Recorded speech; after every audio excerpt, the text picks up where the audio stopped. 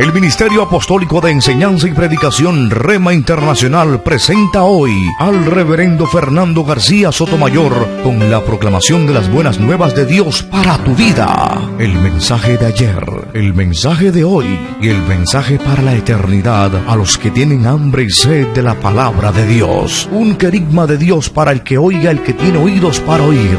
Escuche el dabar del Eterno a las naciones. Ahora es el tiempo para recibir el rema del Espíritu Santo a tu espíritu. Escuchemos con fe la memra del Señor para el alma.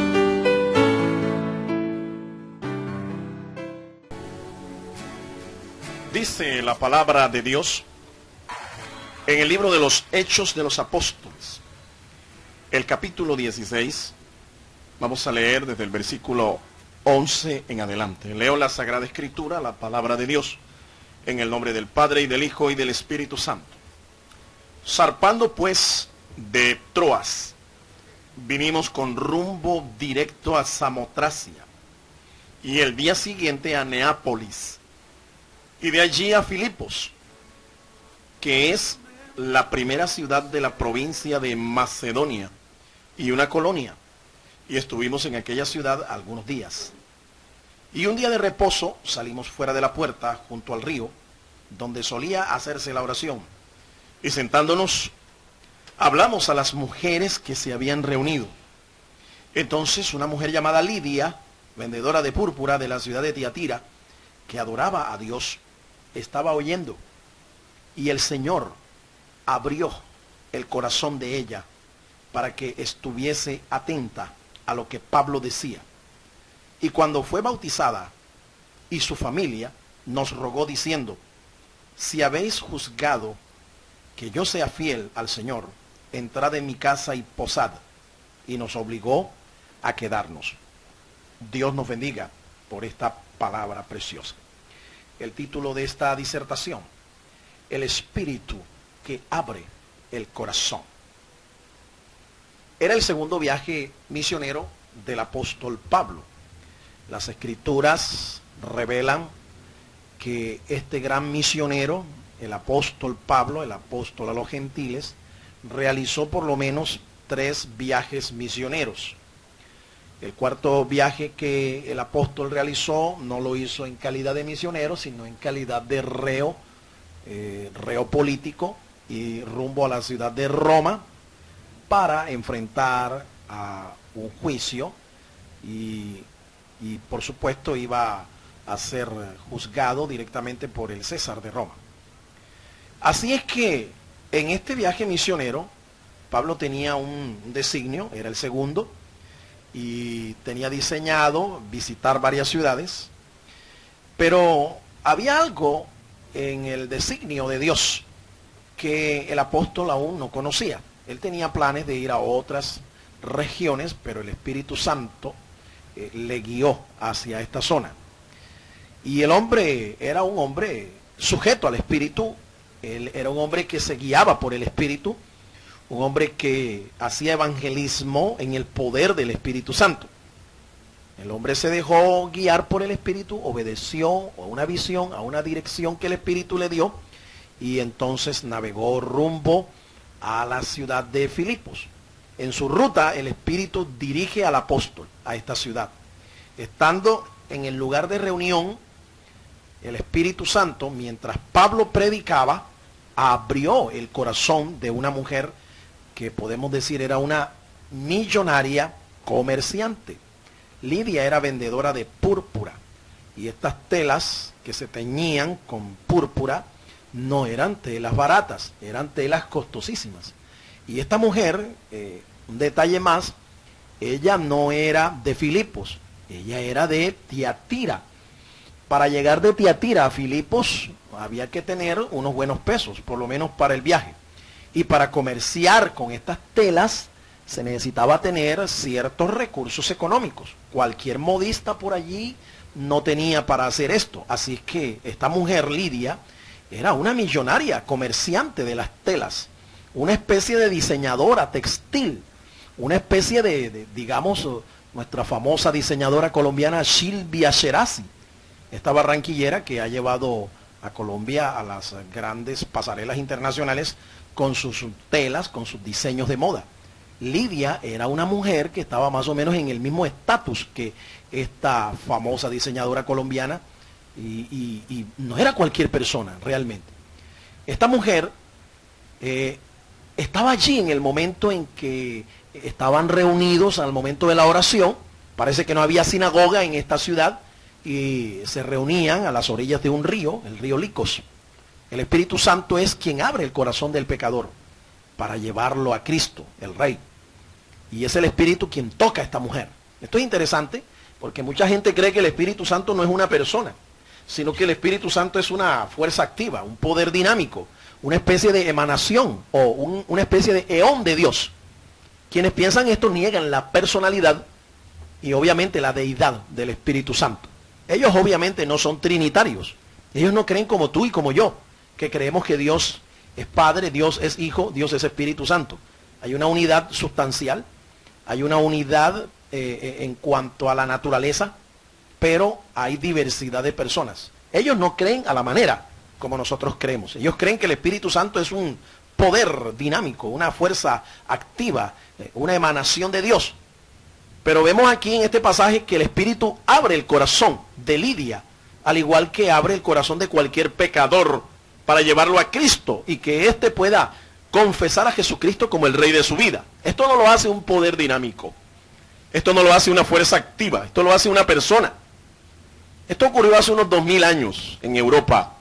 Y Lidia se convirtió en pionera de la iglesia cristiana en el viejo continente. Déjeme decirle, esta ciudad, Filipos, se constituye en la primera iglesia que se funda en el continente europeo. Y es interesante que esto lo conozcamos. Si nosotros miramos, hacemos un recuento de las personas que allí se convirtieron, mientras Pablo predicaba en Filipos, nos damos cuenta de que estos primeros creyentes, estos pioneros, marcaron el estatus que por generaciones iba a tener esta iglesia en Europa. La iglesia en Europa actualmente es una iglesia multimillonaria. La iglesia cristiana en Europa no sabe qué hacer con el dinero. Hay iglesias en Suiza, en Suecia, en Alemania, que no saben qué hacer con las grandes sumas de dinero que tienen. Y ellos entonces financian ministerios en América Latina, en el continente americano, financian proyectos de evangelización a través de literatura y otras obras sociales. La razón es que tienen mucha solidez económica, tienen mucha solvencia económica, y esto lo marcó los primeros cristianos de este continente. Los primeros cristianos fueron los de Filipos. Y esta mujer, estamos resaltando que era una mujer que era comerciante, era una multimillonaria, era una empresaria de las telas. Si miramos a los otros creyentes, el primer pastor de esta iglesia fue el doctor Lucas, un profesional. Lucas era un médico de profesión, fue el primer pastor. Hay otros creyentes que se mencionan allí. En el pasaje que hemos leído en Hechos capítulo 16, allí se narra de cómo nacieron los primeros cristianos en esta iglesia, y entre ellos se menciona un carcelero en la ciudad de Filipos. Un carcelero era un funcionario del Imperio Romano. Llegaban a cierta edad ya, después de haber servido muchos años en el imperio, y el último cargo que ellos ejercían era el de carcelero, después de haber sido soldados, de haber hecho carrera militar en el imperio, en el ejército del imperio, y llegaban finalmente a ser personas que se les encargaba la dirección de una cárcel. Este hombre era una especie de director de prisiones allí en Filipos, y se convirtió, él y su casa, él y sus hijos se convierten al Señor. Estos creyentes marcan la pauta, son como, por así decirlo, la primicia. Y el apóstol Pablo establece un principio y nos dice que si la primicia es santa, el resto también lo será. Estos primeros cristianos eran gente de un estatus social y económico alto. Esto marcó a la iglesia por todas las generaciones. Por eso es importante quiénes son los pioneros en una iglesia. Usted que hace la obra eclesiástica, que hace la obra misionera, tenga en cuenta, los primeros frutos, la primicia, va a marcar el destino de la iglesia. El mismo Espíritu que ministró en esa nueva iglesia de múltiples maneras, la iglesia de Filipos, de igual manera ministra en la iglesia cristiana de hoy. Vamos a ver 3 formas en las que el Espíritu Santo ministró en Filipos y que también lo puede hacer en el día de hoy. En primer lugar, dice la Escritura que es el Espíritu el que complementa nuestras oraciones. En la carta a los Filipenses, una carta que el apóstol escribió años después de haber constituido esta iglesia, dice el capítulo 1 y el versículo 19, porque sé que por vuestra oración y la suministración del Espíritu de Jesucristo, esto resultará en mi liberación. Dijimos que el Espíritu complementa entonces nuestras oraciones. Pablo usa una expresión aquí, la suministración del Espíritu. Quiero destacar esa frase. La suministración del Espíritu. ¿Qué es suministrar? Literalmente es añadir, sumar o complementar algo. Añadir, sumar o complementar. Eso es sinónimo de suministrar. Eso hace el Espíritu Santo. El Espíritu suministra lo que le hace falta a nuestras oraciones. Nuestras oraciones necesitan ser complementadas por el Espíritu. ¿Por qué razón? Porque nosotros tenemos limitaciones al momento de orar. Pero el Espíritu Santo no tiene ninguna limitación. Nuestras oraciones por eso necesitan ser complementadas, completadas por el Espíritu de Dios. Debido a la omnipotencia del Espíritu, nosotros podemos confiar plenamente en lo que Él hace, porque Él conoce realmente lo que necesitamos pedir a Dios. Él es omnisciente. Él conoce realmente lo que nosotros necesitamos pedir a Dios. Y damos gracias a Dios por eso, porque a veces nosotros no sabemos cómo pedir ni qué pedir. Pero el Espíritu conoce realmente lo que nosotros necesitamos pedir a Dios. Y Él intercede por nosotros, Él ora a través de nosotros. Esta intercesión que Él hace, esta complementación que Él hace en nuestras oraciones, es confiable porque Él también es omnipotente. El Espíritu agrega el poder, la eficacia que falta en nuestras oraciones. Yo no sé si es su caso, pero hay ocasiones en que yo no sé ni qué pedir, ni cómo pedirlo, ni tampoco siento que mi oración es eficaz, que le hace falta algo a mi oración.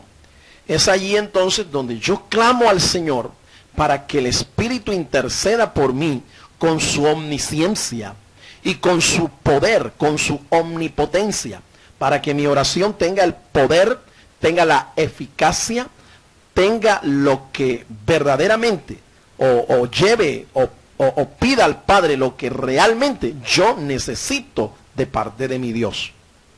Nosotros debemos confiar en que si algo falta a nuestras oraciones, el Espíritu Santo se lo añadirá. Y nuestras oraciones subirán al Padre Celestial, completas. Y ellas tendrán el éxito que nosotros esperamos alcanzar. Para Pablo fue su liberación. Les recuerdo que él estaba preso en una cárcel, posiblemente en Roma, en el momento en que escribe la carta a los filipenses. Él estaba preso y él confiaba que la oración de los filipenses sería completada por el Espíritu Santo del Señor. Esta oración subiría al Padre en pleno conocimiento de las cosas, de las circunstancias y en todo el poder y la eficacia que necesitaba. Y Pablo iba a ser liberado. Efectivamente, Pablo lo fue. Ahora, hermano, para ti también hay suministro de parte del Espíritu de Dios. ¿Por qué? Porque el Señor es el Espíritu. Y donde está el Espíritu del Señor, allí hay libertad. Allí hay liberación. Presenta tu oración al Señor y dile al Espíritu que ore a través de ti, que interceda al Padre Celestial a través de ti, para que tu oración tenga la respuesta que necesitas, para que tu oración tenga el complemento que necesitas, para que tenga el sabor, para que tenga la unción que necesitas y la oración sea grata ante el trono de nuestro Padre Celestial y lo más importante, que tenga la respuesta de parte del Señor. En segundo lugar, el Espíritu promueve nuestra comunión fraternal. Dice en la carta a los Filipenses, el capítulo 2 y el versículo número 1. Por tanto, si hay alguna consolación en Cristo, si algún consuelo de amor, si alguna comunión del Espíritu, si algún afecto entrañable, si alguna misericordia, completad mi gozo, sintiendo lo mismo, teniendo el mismo amor, unánimes, sintiendo una misma cosa. El Espíritu promueve nuestra comunión fraternal. Esa frase, la comunión del Espíritu, es una frase importante, es una frase interesante que al hacer exégesis de la frase nos habla de koinonía espiritual, nos habla de comunión espiritual. La palabra koinonía es un vocablo griego que traduce compañerismo, armonía, hermandad, solidaridad, contribuir los unos con los otros. Eso es koinonía, eso es comunión, eso es la comunión que promueve el Espíritu. El compañerismo entre hermanos, la armonía entre hermanos, la hermandad en la iglesia, la solidaridad unos con otros. Ahora, esto lo hace el Espíritu Santo a pesar de nuestras diferencias. En las iglesias cristianas nosotros vemos personas de todas clases de estratos socioeconómicos, por ejemplo. Somos diferentes porque los estratos económicos de donde provenimos son diferentes. A veces también hay diferencias en el trasfondo educativo de cada uno. No todos han tenido la oportunidad de educarse, algunos han alcanzado a medio educarse, otros están educándose. Hay diferencias entonces en cuanto al trasfondo educativo de cada uno. Hay diferencias también en cuanto al estatus social. Hay diferencias. No sea de aquellos que ignoran estas cosas porque son cosas evidentes. No todo el mundo en la iglesia tiene la misma condición económica, educativa o social. Pero a pesar de nuestras diferencias, el Espíritu Santo promueve la unidad, promueve el compañerismo, promueve la armonía, la hermandad del cuerpo de Cristo como un solo miembro. A pesar de nuestra condición, esto es otra cosa también importante. No todo el mundo en la iglesia tiene el mismo nivel espiritual. Hay creyentes que tienen un nivel espiritual altísimo, otros creyentes que no tienen un nivel espiritual tan alto. Algunos acaban apenas de nacer, todavía tienen muchas cosas de la carne en ellos, de su antigua naturaleza. Todavía algunos inclusive están en la iglesia y lo único que han hecho es cambiar de religión o cambiar de templo. Ellos están en una condición aún natural, no han nacido espiritualmente de nuevo, pero están allí en la iglesia, están asistiendo, están congregándose. Algunos inclusive hasta pagan diezmos, traen ofrendas, y algunos cantan los cantos espirituales de nuestras congregaciones, pero es evidente que no han nacido de nuevo. Ellos están en un proceso. Así es que en la iglesia nadie es producto final. Todo el mundo está en un proceso. Aún el que es espiritual está llamado a seguir creciendo a la estatura de Jesucristo. Pero mire, a pesar de que nuestra condición espiritual, nuestra condición es diferente, sin embargo, hay un espíritu que está trabajando y está promoviendo el compañerismo, está promoviendo la armonía entre todo este tipo de personas que son diferentes. Usted podrá imaginarse ahora cuál es la tarea de un pastor. Tratar de pastorear una congregación donde hay tantas diferencias económicas, educativas, sociales, donde hay diferencias aún de condición delante del Señor, No es cosa fácil. Se necesita que el ministro realmente tenga un hombre conforme al corazón de Dios y sobre todo que tenga el don del Espíritu Santo para poder pastorear una iglesia eficazmente, sin ninguna parcialidad, sin ningún favoritismo. No es tarea fácil entonces la de pastorear una congregación cristiana. La iglesia, como una familia, se mantiene unida gracias al ministerio del Espíritu Santo. Déjeme decirle algo. No son los programas cristianos, las veladas, los ayunos, los cultos, los que mantienen unida a la iglesia. No. Si usted ha pensado que al hacer una vigilia unida la iglesia se va a unir, déjeme decirle, de pronto están unidos físicamente porque están en un solo lugar, pero no unánimes, no en unidad. Y se requiere más que estar juntos, se requiere ser unánimes, unánimes. La iglesia como una familia se mantiene unánime, se mantiene unida gracias al ministerio del Espíritu Santo. En la carta de Pablo, el apóstol, a los Efesios, en el capítulo 4 y el versículo 3, dice la palabra de Dios: solícitos en guardar la unidad del Espíritu en el vínculo de la paz. Pablo dice que debemos tener solicitud. Voy a leerlo en la Nueva Versión Internacional. Dice así: esfuércense por mantener la unidad del Espíritu mediante el vínculo de la paz.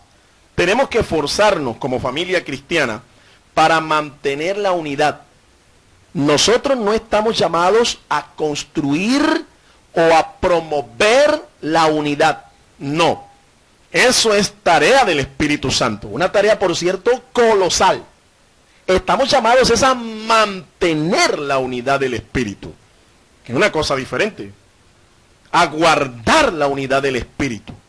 Porque, repito, no somos nosotros los que unimos a tantas personas de diferentes caracteres, condiciones, con tantas diferencias. Nosotros no podemos hacerlo. El pastor que intente unir a la iglesia con programas o a través de su personalidad o cualquier otra cosa, cualquier otra actividad, un retiro, un encuentro o algo así, está perdiendo el tiempo. Deje esa tarea al Espíritu Santo de Dios. Deje que sea el Espíritu Santo el que construya esa unidad, porque esta unidad es la que va a permanecer firme en el ministerio. Esto es lo que va a hacer de la iglesia una iglesia sólida. Esto es lo que va a hacer de la iglesia una iglesia significativa. Esto es lo que va a permanecer.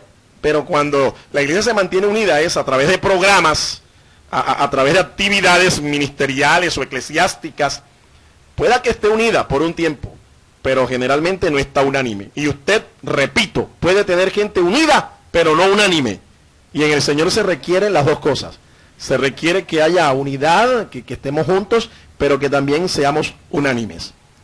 Cuando no hay comunión fraternal en la iglesia, el enemigo la divide. Cuando no hay coinonía del Espíritu, esto es caldo cultivo, esto es un espacio abierto, una puerta para que el enemigo divida la iglesia. No se deje usar de este espíritu. Un espíritu de división, un espíritu de falta de compañerismo, de falta de armonía, de falta de hermandad o de solidaridad. Esto destruye la comunión en la iglesia. Y el enemigo divide iglesias que no están en comunión fraternal. La unidad es la expresión física de la comunión espiritual, así como lo hemos escuchado. Es por eso que el apóstol exhorta a dos líderes de la iglesia, Evodia y Síntique, dos mujeres que al parecer eran prominentes en la iglesia, tenían ambas su ministerio, pero no estaban en comunión. Y Pablo les exhorta a este par de mujeres para que vuelvan a la unidad, para que sean de un mismo sentir, porque era la expresión física, repito, de una verdadera comunión espiritual. Dice así la Escritura: así que, hermanos míos, amados y deseados, gozo y corona mía, estad así firmes en el Señor, amados. Ruego a Evodia y a Síntique que sean de un mismo sentir en el Señor. un ruego apostólico. Y yo le ruego a usted, mi amado hermano, lo mismo también. Si hay un liderazgo en su iglesia, déjeme decirle, a los líderes los une el Espíritu Santo. A los líderes no los une el ministerio, los une el Espíritu Santo. Esta exhortación entonces es para que aprendamos a vivir en comunión con el Espíritu Santo, porque si estamos en comunión con el Espíritu Santo, podemos estar en comunión con nuestros hermanos. En tercer lugar, el Espíritu nos ayuda en el ministerio. Nos ayuda en el ministerio. En la carta a los Filipenses, en el capítulo 3 y el versículo 3, dice la Escritura: porque nosotros somos la circuncisión, los que en espíritu servimos a Dios y nos gloriamos en Cristo Jesús, no teniendo confianza en la carne. La versión Peshitta es la versión aramea de las Escrituras. Traduce así esta frase: por el Espíritu de Dios damos culto.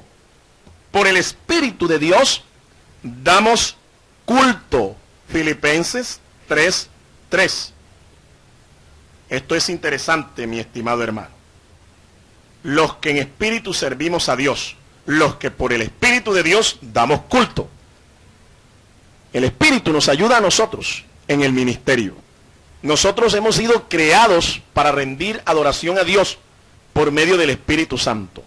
Ningún adorador que excluya al Espíritu Santo de Dios realmente es un adorador. De la única manera que usted puede adorar a Dios es cuando usted está sujeto al Espíritu Santo, está rendido al Espíritu Santo. Nosotros somos adoradores espirituales, agradables, gratos a Dios, cuando es el Espíritu Santo el que ministra a través de nosotros.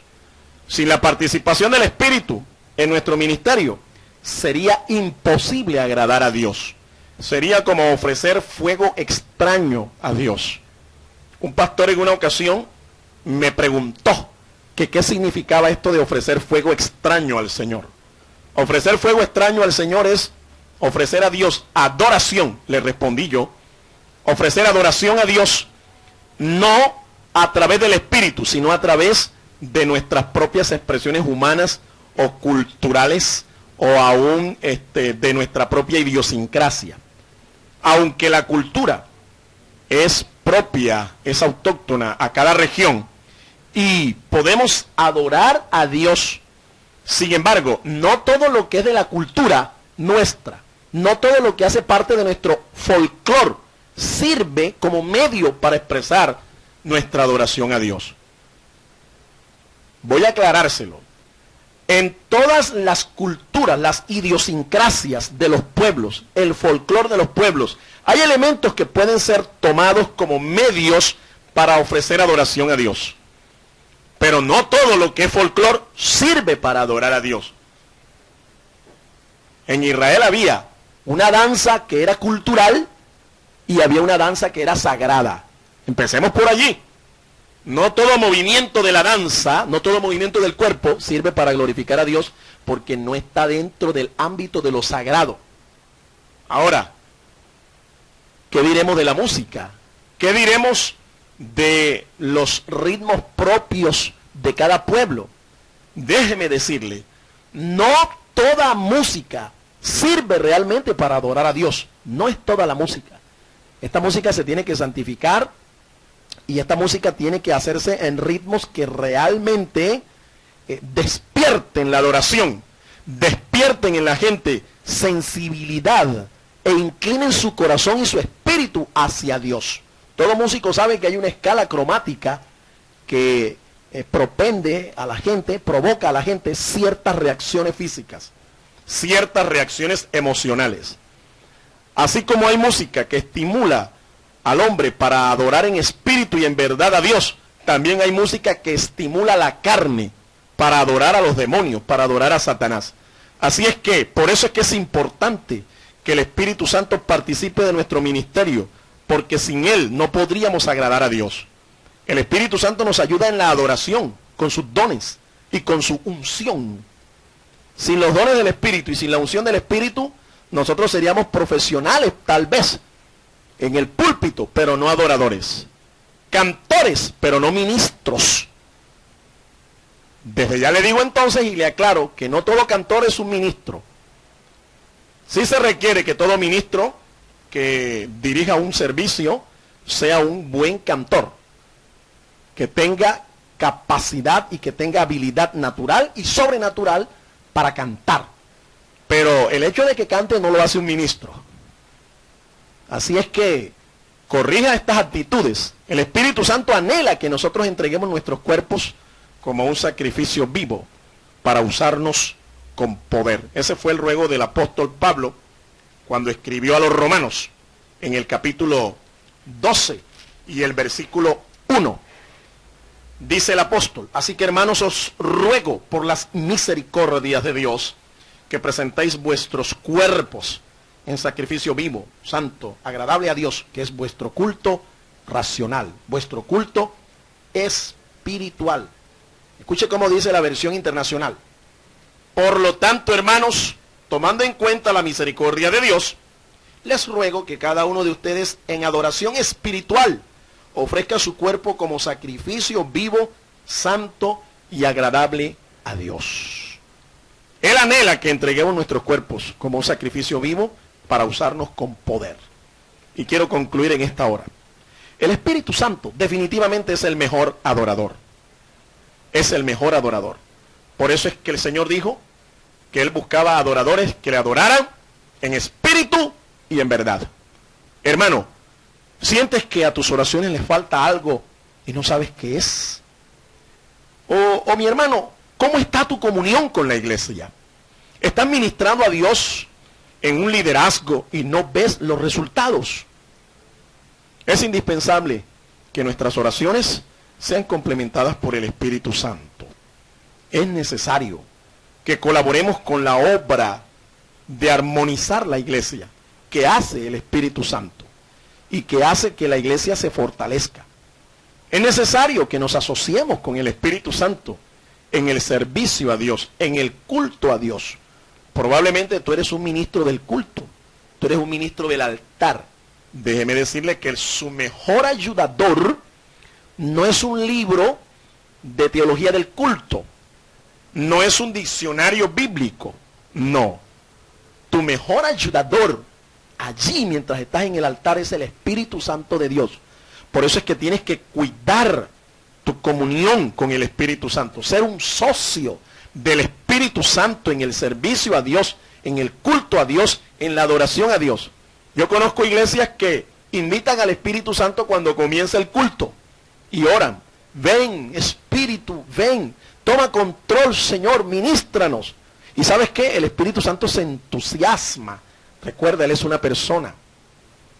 Y el Espíritu Santo se goza, y el Espíritu Santo está esperando el momento en que el director del culto, el que preside el culto, le dé el tiempo al Espíritu para él ministrar. Y pasa el tiempo del canto, pasa el tiempo de la alabanza, llega el tiempo de los anuncios, llega el tiempo de las ofrendas, y ahí está el Espíritu Santo esperando el momento para ministrar. Y llega el tiempo de la predicación, y llega el tiempo ya inclusive de la oración final, y el Espíritu Santo se queda con las ganas de ministrar. Cuando Él es el principal adorador, cuando es Él el que realmente hace que nuestra adoración suba a la presencia de Dios y sea grata al Señor, resulta que no le invitamos ni dejamos que sea realmente el Espíritu el que ministre en nuestros cultos, el que ministre en nuestros altares, el que tome el control de la adoración y del culto en la iglesia. ¿Qué le parece eso? ¿Usted cree que por eso el Espíritu Santo se sentirá bien? No, se sentirá contristado, porque Él es una persona y a Él se le puede contristar. Él tiene emociones, y en muchas iglesias yo sospecho que el Espíritu Santo está contristado desde hace años, porque no es el que ministra, son los hombres, no es Él. Es necesario que nosotros nos asociemos con el Espíritu en el culto a Dios. El profeta dijo: no es con espada, no es con ejércitos, mas con su Santo Espíritu. Déjeme decirle, en algunos lugares se está creando un ambiente, un espacio, un clima más o menos espiritual. Ya allá no se derrama la o no se ve la escarcha, el derramamiento de la escarcha del Señor, un fenómeno que se da en muchas de nuestras iglesias. Ya no se da el derramamiento de aceite o la aparición de una manera sobrenatural de aceite, tanto en las frentes de muchos creyentes como en las manos. No, ahora todo es con luces, con sonido, con papelitos de colores, hasta con gas artificial para crear la nube del Señor. Esto no es espiritual, esto es carnal, esto no es adoración, esto es un show, un verdadero mapalé. Pero no es un culto a Dios. Hay que discernir, no es con espada ni con ejército. Hay algunos que contratan músicos, contratan orquestas, contratan profesionales de la música para ayudarle en el culto. Pero ahí no hay nada espiritual. Y se crea obviamente un ambiente de psicología de masas que mueve las emociones de la gente, pero no hay nada espiritual. No es con espada, no es con ejército, mas con su Santo Espíritu. La batalla que nosotros sostenemos en el mundo es sobrenatural. Y solo con la ayuda de un ser sobrenatural y todopoderoso podemos tener la victoria. Y ese ser maravilloso es el Espíritu Santo.